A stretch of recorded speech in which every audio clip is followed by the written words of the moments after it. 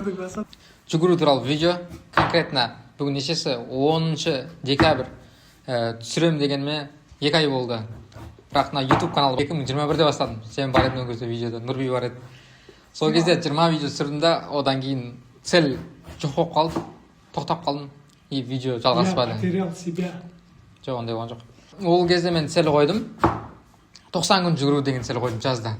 И бастадым, нормально бастадым. И Алматыда жарыс шығып қалды. 10 километрге. Соған қатыстым. И қатысып болғаннан уже опустошение, ештеңе жоқ. Келесі күн жүгірейін десем уже цельді орындап қойғам да. Қызық емес жүгіру ше. Андай үлкен цель болған жоқ алдында. И содан кейін жүгіріп бараттым да кәдімгідей триатлон паркте. Резко тоқтап қалдым. И болды, одан кейін кроссовканы алған жоқпын, короче. Сөйтіп қайттан Павлодарға оқуға түстім. Көктем басталайын жатқан кезде жүгіріп бастадым қайтадан. Не үшін жүгіріп бастадым? Потому что жаңа перерывтың кезінде Алматыдағы жарыстарға қатысып оттым. И результаттар ужасный болды. 21 километрге. Мен негізі 10 километрге дайындалатым постоянно. И потом братишкам, туған братишкам 21 километрге өтті, одан кейін марафонға өтті. Мен соның артынан қуалап сол үлкен дистанцияларға 10 километрге дайындалатым. Сөйтіп ол маған айтады да, сен көрмейсің деген сияқты ма? Жоқ, сен короче мен результатыма жете алмайсың дейді да. Бәлем бар жақта. Сен 21 километр жүгіре алмайсың дейді да маған. Ал мен результатым 10 километрде 37 минут. 10-ға 43 минут 42 минут да. И арасында 5 минут жатыр 5 километрдің өзінде. 1 километрге осып кете аламын да. И маған 21 километр жүгіре алмайсың дейді да. Бір жағынан типа шақырғысы келеді. 21 километр бір жағынан тиісіп шақырғысы келеді да. Полумарафон жүгірдім, оның артынан марафон жүгірдім осы жылы. И ультрамарафон жүгірдім.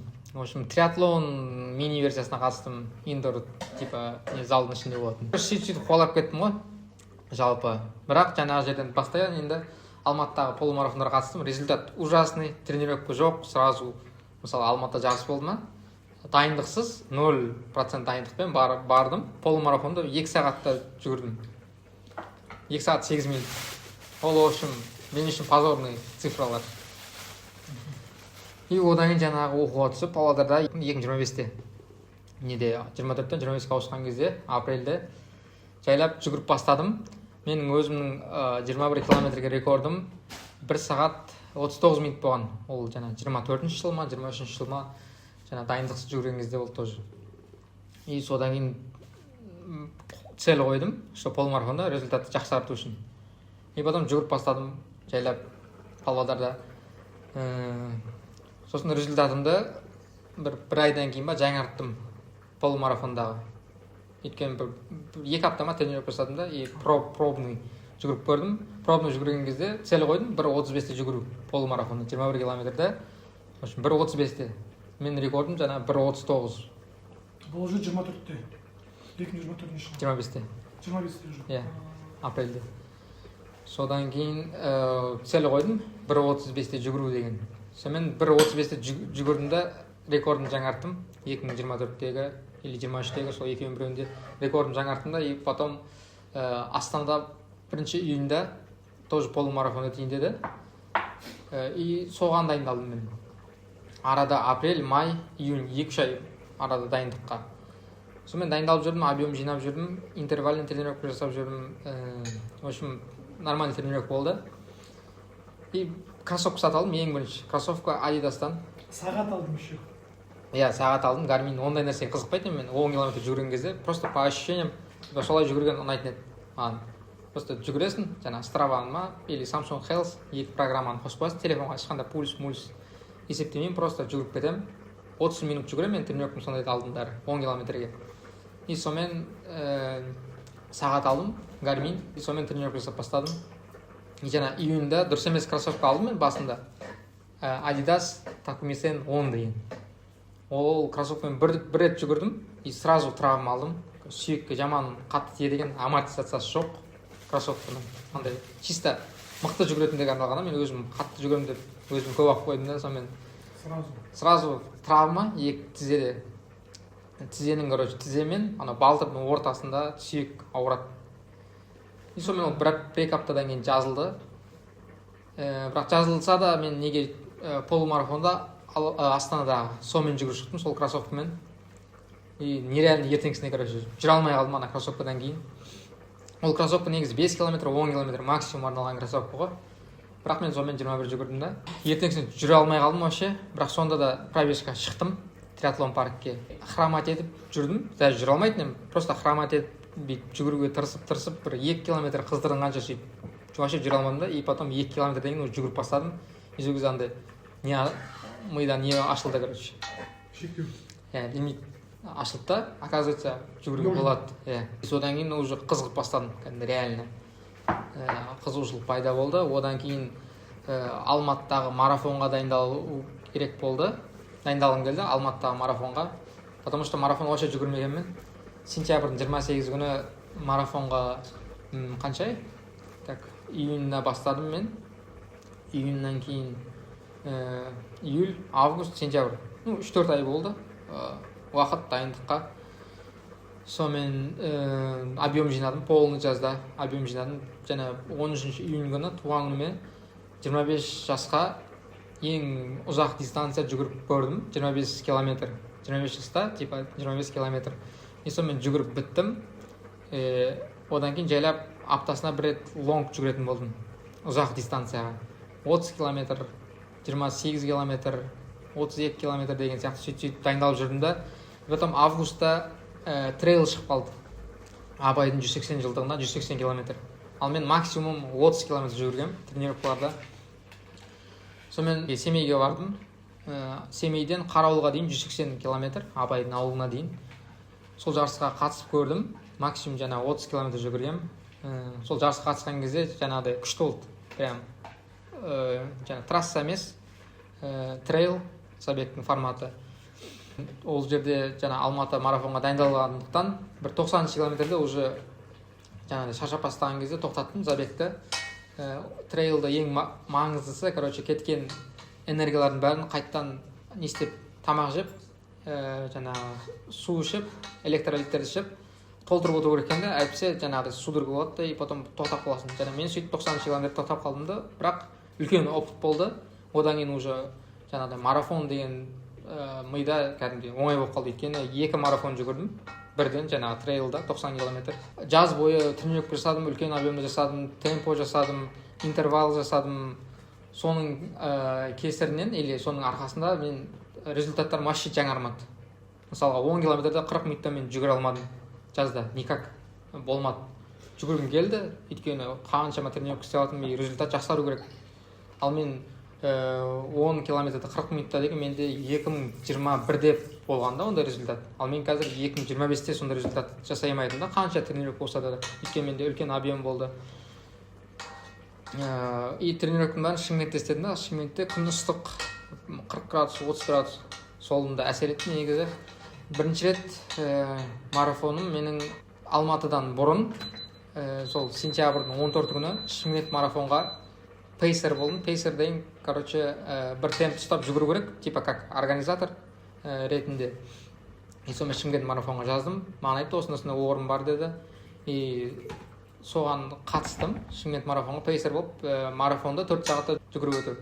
Ол деген темп бізде 1 километрге 5 минут 40 секунд. Ол менде екінші зона, яғни оңай жүгіруді ол маған. Бірақ жаңа мен трейлдан кейін, одан кейін полумарафонда өзім тренировкада личный рекорд орнаттым. Сол рекорд орнатқан кейін травма алып қалдым. Содан кейін уже марафон маған қиын болды. Бірінші марафон Шымкентте пейсер болдым, бірақ жаңағыдай 4 сағаттың ішінде өттім. Цельді орындадым. Жаңа маған қойылған цельді. И одан кейін Алматы марафон келді. Алматы марафонға шығам ба, шықпайым ба өзім ойланып отырмын, потому что травма көбейіп кетті. Екі тіземде жаңа травма болды. IT бенд деген. Ол травма физически жаттығу жасамағандықтан, аяққа только жүгіре бергендіктен аяқтың бұлшықтары шаршайды да, и оны дамыту керек. Дамыту үшін физически упражнение жасау керек. Ал мен онда ештеңе жасамадым. Сондықтан жаңағыдай уже лимитке дене барған кезде шаршайды да, уже нагрузка бәрі аяққа түседі, және жаңа тізедегі бұлшық несі қажайды аяқты. Содан кейін тізеде ауырсыну пайда болады. Содан кейін уже Алматыдағы целім менің под вопросым болып тұрды. Сонда да жүгірдім. 4 сағатта жүгірем деп ойладым. Өйткені травманы қатты күшейіп жібергім келмеді. бірақ жаңа жарыс барысында уже қызып болып кетті жарыс. 3 сағат 17 минут болды. 4 сағатта келем деген, 3 сағат 17 минут бірінші марафон официально солай аяқтадым. Бір 2 аптадай ма демалыс алдым марафоннан кейін Астанаға келдім. Енді 2 аптадан кейін уже нормальный тренировка, тоқтамай челлендж қойдым. Күніне тоқтамай жүгіру. Бұл челлендж қайдан келді миға? Өйткені мен 2021-де Hella Good деген бар, YouTube түсіреді видео. Тоқтамай сол кезде 2021-де бастаған жүгіруді. Қазір де ол жүгіріп келе жатыр. Қанша уже 4-5 жыл болып қалып жүгіріп келе жатқанына күнде жүгіреді.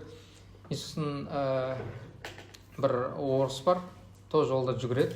Overcome ба аты сондай. Каналының аты. Ол да жүгіреді тоқтамай, уже там 1000 күн ба сондай болып кетті. Сонымен барлық уақыт сағат бүкіл моментте тура келді. Мен де бастадым тоқтамай жүгіруді. Тоқтамай жүгіргенде бір целі болу керек. Алда челлендж целі қойдым. Менде челлендж тоқтамай жүгіру, как минимум күніне 5 километр жүгіру. Как минимум. Ал жаңағы жалпы соның ішіндегі челлендж бойынша келетін болсам, бір ай бойы тоқтамай 5 километр жүгіру, бір контрольный ішінде болады. И в основном бірінші зонада физические упражнения. Соларды жасадым мен бір ай бойы. Одан кейін 10 километр 30 күн бойы қиын болды енді басында. Не мысленно емес, физически. Өйткені көптеген жаңа травмалар бар. Сосын тренировка кезінде жаңағы өзіңе хат сеніп қойып, бассейнге барып, бассейннен кейін шығып, жүгіріп, далада жарты бетім істемей қалды. И оны емдедім. Бірақ тоқтатқан жоқпын челленджді. Бүгін 57-ші күн тоқтамай жүгіріп жатқаным. 10 километр челлендж бітіп жатыр. 3 күннен кейін енді 15 километр челлендж бастаймын. Челлендж бойынша жаңа тоқтамай жүгіріп өту 15 километрді 30 күн бойы. Ал егер жүгіре алмайтындай жағдайда болсам, минимум 5 километр. Минимум. Ал жүгіру тоқтатам, когда аяқ жарамайды или сынған кезде ғана тоқтатам. Ал бұлай типа минимум 5, ал максимум жаңа план бойынша 15, бір ай 20, бір ай 25, солай 50-ге дейін енді. Пока мен планымда 50 күн бойы, жаңа 50 километр челлендж күніне оған келген кезде уже 300-ші күн болады. Почти 1 жыл болады. И сонымен 1 жылға жеткізіп, тоқтамай жүгіруді. Дальше жалғастай беру. Бұл жерде дисциплина ең маңыздысы. Желание, жақсы көру керек өзің істеген нәрсеңді. 57-ші күн уже үйреніп қалдым кәдімгідей. Далада да, тренажерный беговой дорожкада да жүгіріп, уже қанға сіңіп қалды. Жүгірмесем тұра алмаймын. Шаршасам да, не істесем де, жұмыстан келсем де обязательно жүгіру керек. Яғни жүгіруден алдын тамақты 2 сағат бұрын жеу керек. Тренировкадан келгеннен кейін калориялар толтырып, нормальный электролиттер ішіп, жаңа магний, B6, солардың бәрін ішіп, восстановиться етіп жүрмін. Нәтижелер, результаттарға келетін болсам, басында челлендж басталған кезде 5 километрде дорожкада 3:36 темппен бір 17 минут примерно жүгірдім. Бірақ далада ол басқаша болады. Мен 5 километрге вообще жүгірмегем уақытқа. Әлі жүгірмедім. Только дорожкада ғана. Дорожкада өзінің қиындықтары бар. Өйткені дорожкада терлейсің, ал тер еш жаққа кетпейді, жел жоқ деген сияқты. Бірақ жаңа далада жүрген қиынырақ негізі. 10 километрде өткенде жарыс болды. 10 километрде рекордын жаңарттым. Менде 10 километр жаңа жазда 40 минутқа жеткізе алмадым. Максимум 40 минут 20 секунд болды 10 километрде. Ал қазір менде сразу уже демалыстан кейін, сентябрьдегі марафоннан кейін 2 апта демалдым. Сол демалыстан кейін менде результат байқалды. Өйткені жаңа демалғаннан кейін дененің бәрі восстановиться етіп, қайттан пик формасынан шықты. Жарақаттың бәрін емдедім. Емдеген дала жаңа физический упражнение жасап өттім. Аптасына 2 рет, 3 рет. И сонымен ол жарақат кетті полностью. И қазір мен мазаламайды бұл жарақат. И сонымен 10 километрге қазір результат 38 минут 25 секунд. Мен жазда 40 минутта жүгіре алмайтын, ал қазір 1,5 минутқа ерте келдім да, 38,5. Ол үлкен прогресс мен үшін. ол деген сөз 4 минутына 4 километрден төмен темп. Ол мен үшін жаңа маңызды. Өйткені 4-тен төмен түсе алмадым мен никак. 4-те 02 болды темп, 4-те 06 болды, бірақ 3:50 деген темпке вообще түсе алмадым. Результаттарға қарайтын болсам, өзі не бар? Жүгіруде разрядтар бар. Интернеттен қарайтын болсақ, 38 минут 25 секунд деген ол 3-ші разрядқа кіреді. Уже типа полупрофи деген сияқты. И одан кейін екінші разряд бар, там 35 минут, бірінші разряд бар, там 33 или 32 минут, одан кейін мастер спорта международный класс. И осылай төмен-төмендеп кете береді. Менде мақсат, алға қойған мақсат 2004 жылға алға. Және 3-4 жыл бойы осы тренировканы жалғастыратын боламын. Дальше көремін, дальше Ironman, ультрамарафон, дальше кете береді. Бірақ қазір в основном жүгіру, осыны дамыту керек. Тренировкалардың бәрін жазып жүрмін, Страваға, астында ссылкасын қалдырамын. Жүгірген күндерде мен аптасына бір рет видео түсіремін деп ойладым. Қалай восстановление, қалай жүгірген туралы. Мен жаңағыдай профи емеспін, тренер емеспін, просто любитель. Сол результаттарын түсіремін деп бір апта сайын түсіріп, ютубқа саламын деп ойлағам, бірақ өзім видео түсірген жек көремін. Видеода түскенді, то есть видео түсірген жақсы көремін, ал видео түскен ұнамайды маған. Содан кейін енді қол әрең босап, тиіп, бүгін демалыс болды, и осы видеоны түсіруді шештім. Бұдан былай аптасына бір рет видео салуға тырысып тұрам. Тренировкалардың барысын, не қолданып жатырмын, қандай демалыс, қандай темп, қандай тамақ деген сияқты бәрін түсіндіріп салып отырам барынша. Результаттарын тоже салып отырам. Тани oldu. Видеолар бар менде, жаңа тренировка жасатқан кезде түсіріп, жаңа бір апта сайын салам деген жиналып қалды да видеолар. И сол видеолардың бәрін осы вставка қоятын боламын. Жаңағыдай осы сөз айтылып тұрады да, короче. Осы сөздерше, жаңа видеолар встав қоямын, сенің түсірген видеоларың бар, тани бар, бәрін қойып. Сонымен бірінші выпускты аяқтау керек. Бір дегенде екінші выпуск, но жаңа 2021-ден бері қайта оралдым деп бір выпуск салып қойдым Павлодарда. Мынау екіншісі. И дальше больше кете береміз. Челлендж аяқтау керек енді. 300 күн бойы. 300 күнде 8300 бірдеңе километр жүгіру керек. Мақсат. И одан кейін жарыстар бар. Жарыстар қатысатын 2026-ға келесі жылы уже болып қалды ғой. Бүгін 10 декабрь. Жарыстарға келетін болсам, мен уже бірінші жарысымды аяқтадым, бірақ ол 2025-ке ғой, соңғысы өткенде ғана қатыстым. Ал 2026-ға мен бір 3-4 жарыс уже қарап қойдым, қатысатын. Бірақ көрем қалай болатын. Backyard ультра деген бар, Алматыда болады, марттың 22-сіне. Ол жарыс, короче, круговой жарыс. Кім соңғы беріледі деген жарыс қой. Мысалы, 1 сағатта 6 километр, 7 километр жүгіресің. Сол уақыт беріле береді саған. Сол уақыт беріле береді, и сен 1 сағат сайын сол километр жүгіріп өтуің керек. Ну, типа, соңғы келесің, типа, соңғы берілесің, болды, сен ұттың. Ал қалғандар, мысалы, 100 километрде сен шығасың ба, неден, жарыстан, или 200 километрде шығасың ба, ол уже өзіңе байланысты да. Формат қызық. Ондай форматтар, мысалы, Америкада көп көремін мен, Ресейде болады, ал Қазақстанда енді келіп жатыр олар. Және өте жаңағыдай қызық, өзің сынап көруге, мысалы, бір күнде қанша километр жүгіре аласың деген сияқты. Мысалы, 1 сағатта 6 километр болса, 24 сағатта қанша болады? 24 сағатта? Иә. 120, 24, 144. 150 километр. Бір күнде жүгіре аласың. Ал бір күннен кейін уже 5-6 адам қалады ше. И көресің. Қалай болады, не болады. Опыт бар. Ультрамарафонда 90 километрге дейін. Дальше көремін. Алғашқы 100 километр сол кезде болатын шығар. Одан кейін Тенгри ультра бар. Ол тоже Алматыда өтеді. Ол тоже қызық. Ол уже майдың біріне болады. Арасында уақыттар бар, жарыс араларында. И ол да қызық жарыс. Жаңа таулы аймақта, Алматыда өтеді. Бір күнде 100 километр жүгіресің. Егер 150 километрге жазылатын болсаң, бірінші күні 100 километр өтесің, демаласың түнде. Келесі күні 50 километр жүгіресің. Night Run Астана бар, түнде жүгіретін. Ол да қызық формат. Главный цель, мақсат 2026-ға сентябрьдегі жарыс Астанада. Астана Сити марафон. 25-те болмады, осы 2025-те. 2026-та болады. Астана Сити марафон не үшін ол? Потому что Алматы марафондарда не өлшенбейді, трасса өлшенбейді. Енді мировой сообщество, World Athletics деген бар да. Содан келіп өлшеп, жарыс официальный болсын, өлшеу керек те соларша. Алматының жарысы, в общем, таулы да, содан оларды ондай неге қоспайды категорияға.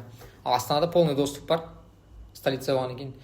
Ода өлшейді жаңағыдай полный жарыстарды, сен результаттарың егер жақсы болса, официальный сайтқа кіреді. Жаңағыдай бүкіл спортсмендердің рейтингтеріне кіреді. Жақсы жүгірсең. Және очко беріледі саған жүгірген кезде. Допингқа тексерілесің деген сияқты. Енді көреміз қалай болады. Жаңа объемнан кейін мен қандай уровеньге, марафонда қандай деңгейге шығамын. В общем, алда істелетін тірлік көп, өте көп. Сонымен дальше больше кете береміз.